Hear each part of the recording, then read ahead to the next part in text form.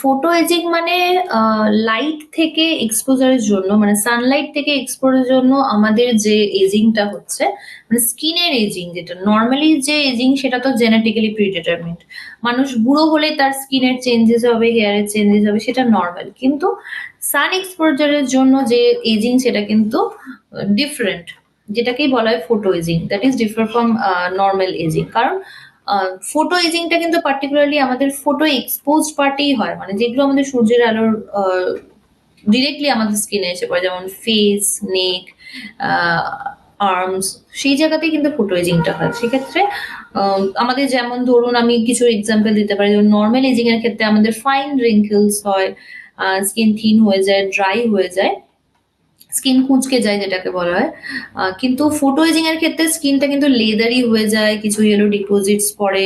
স্কিনের মধ্যে অনেক ভেসেলস দেখা যায়, রেড ভেসেলস দেখা যায় এবং ডেফিনিটলি দুটোর ক্ষেত্রেই কিন্তু বয়সটা বেড়ে যাচ্ছে এটা তো ডেফিনিটলি মনে হয়। তো ফটো এজিং কিন্তু প্রিভেন্ট করা যেতে পারে কিন্তু নরমাল এজিং যেটা সেটা তো আমরা প্রিভেন্ট করতে পারব না। সেটা তো বয়সের সাথে সেটা তো চেঞ্জেস যেরকম আমাদের হয় সেটা তো হবে। এটাই ডিফারেন্স। যদি আমাদের ফটো এক্সপোজার বেশি হয় তাহলে সেক্ষেত্রে ডেফিনিটলি wrinkles হবে। বাট নরমাল এজিং এর যে wrinkles আর এই wrinkles গুলোর ডিফারেন্স তো ডেফিনিটলি আছে। আর রাফ স্কিন তো অবশ্যই করবে। আর লেদারি হয়ে যায় স্কিনটা খুব বেশি। ইয়েলোইশ ডিপোজিটস হয়। ইনফ্যাক্ট মিডিয়া লাইক ফরমেশন হয়। আর লেন্টিজেন্স হয়ে যায়। ফা ব্লাক স্পটস তৈরি হয়। সেই লেন্টিজেন্স গুলো ক্ষেত্রে কিন্তু আরেকটা ব্যাপার যেটা ফটো এজিং কিন্তু ক্যান্সার করতে পারে। নরমাল এজিং ক্ষেত্রে কিন্তু আমাদের ক্যান্সার হয় না।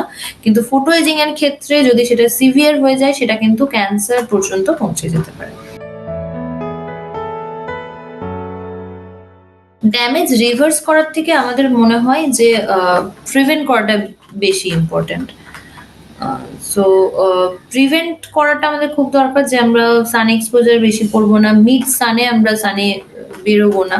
কিন্তু কাজের ক্ষেত্রে আমাদের সবসময় পসিবল হয় না। তো আমরা ছাতা ব্যবহার করতে পারি, টুপি ব্যবহার করতে পারি, সানস্ক্রিন প্রপারলি ইউজ করতে পারি। বেরোনোর আমাদের এট লিস্ট ১৫ থেকে ২০ মিনিট আগে বেটার ০.৫ ঘন্টা আগে আমাদের সানস্ক্রিনটা লাগিয়ে নেওয়া উচিত। পার্টিকুলারলি যে জায়গাগুলো আমাদের বেরিয়ে থাকে, মুখ, গলা এবং হাত এবং ইনফ্যাক্ট আমি যদি বলব যদি কেউ কনসিয়াস হয়, যদি খুব সচেতন হয়, তাহলে সেক্ষেত্রে পায়ের পাতাতে ইনফ্যাক্ট কিন্তু তারা সানস্ক্রিন ইউজ করতে পারে।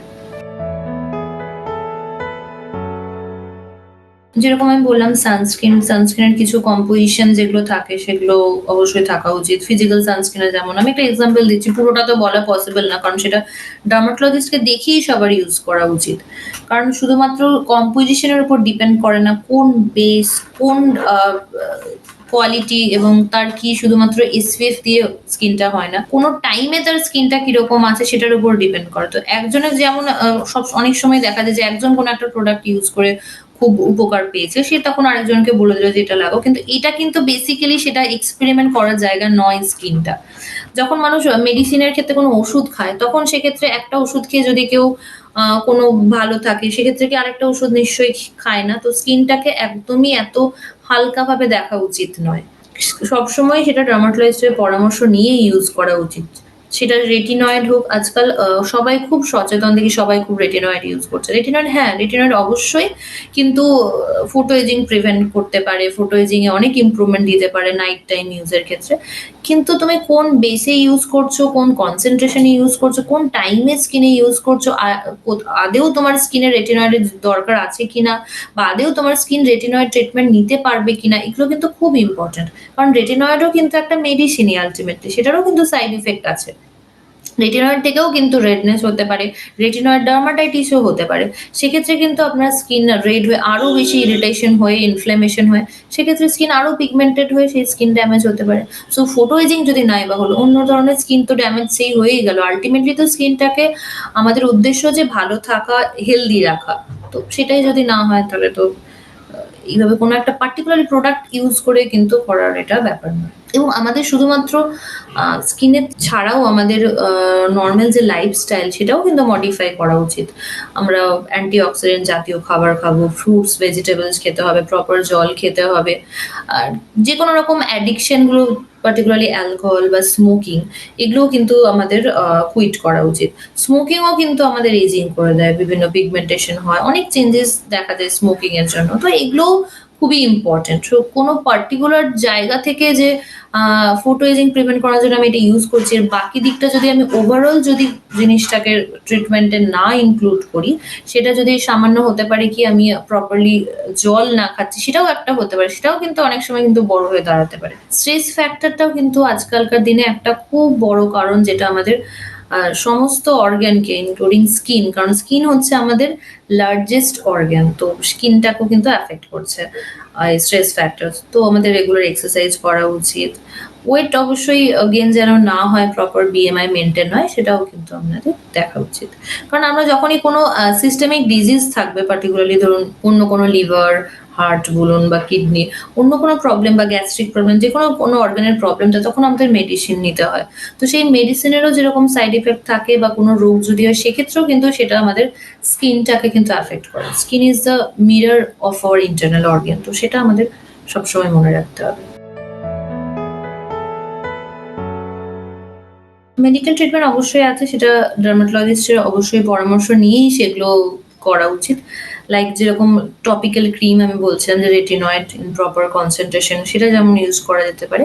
তেমনি বিভিন্ন লেজার প্রসিডিউরস আছে, পিআরপি ট্রিটমেন্ট আছে, স্কিনের জন্য ডিফারেন্ট টাইপ অফ স্কিন বুস্টার্স আছে। আর যদি বলেন তাহলে সেক্ষেত্রে রিঙ্কলস যেগুলো হয়ে থাকে স্কিনের ক্ষেত্রে, সেক্ষেত্রে সেগুলো বোটক্স ট্রিটমেন্ট এবং স্কিনের যেগুলো আর বাকি যে প্রবলেম যেগুলোর মধ্যে ফিলার্স কিছু, কিছু ক্ষেত্রে অবশ্যই হেল্পফুল হয়। তো সেগুলো ডিপেন্ড করছে কি টাইপের। যেমন লেন্টিজেন্স যদি থাকে, সোলার লেন্টিজেন্স যেগুলো ফুটো এজিং এর কারণে হয়েছে, সেগুলোর ক্ষেত্রেও রিমুভাল এর ক্ষেত্রে রিমুভাল অপশন আছে, সেগুলো ইলেক্ট্রো কটারি আছে, রেডিও ফ্রিকোয়েন্সি আছে এবং মিলিয়ার ক্ষেত্রে মিলিয়া এক্সট্রাকশন আছে।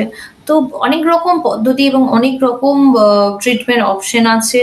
আ সেগুলো সব মেনশন করা তো এখানে পসিবল না। তো সেগুলো বেসিক্যালি ডার্মাটোলজিস্টই সেগুলো করবেন। তো সেগুলোর ক্ষেত্রে সাধারণ মানুষের নিজে থেকে করার এগুলো একদমই নেই। এক্সেপ্ট হচ্ছে যে ওই সানস্ক্রিন ইউজ করা, আর বাকি লাইফস্টাইল মডিফিকেশন আর আননেসেসারি ক্রিমস এগুলো না ইউজ করা। যেগুলো, যেগুলো আমি বললাম সেগুলো মেইনটেইন করা।